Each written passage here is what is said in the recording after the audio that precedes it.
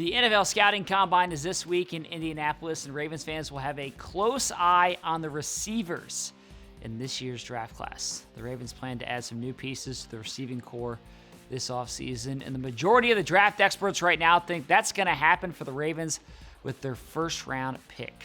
Now, an interesting point with this year's draft is that it may not be as deep at wide receiver compared to the last few years. In recent drafts, we've seen rookies come into the NFL and make an immediate impact. There may not be as many of those receivers in this year's class. NFL Network draft analyst Daniel Jeremiah did a conference call on Friday to preview the combine and talk about the draft. And during that call, he said, "I do not think it's a great receiver draft. I don't think the wide receiver group is quite what we've seen in the years recently here." And part of the reason for this is that there just isn't that one receiver who's sure to be a top 5, top 10 pick. It's kind of a mixed bag in terms of who people like at the position.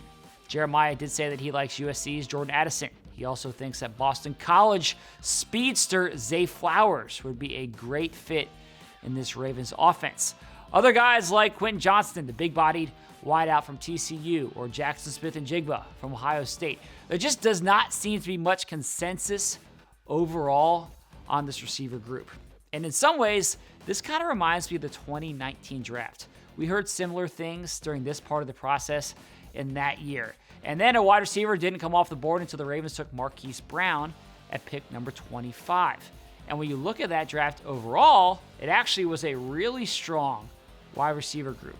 In addition to Hollywood, there's also A.J. Brown, DK Metcalf, Deebo Samuel, and Terry McLaurin, who were all drafted in that class. So even though it didn't seem like it was great at the top, it actually turned out to be a really strong class, and who knows, maybe that's going to be the case again this year.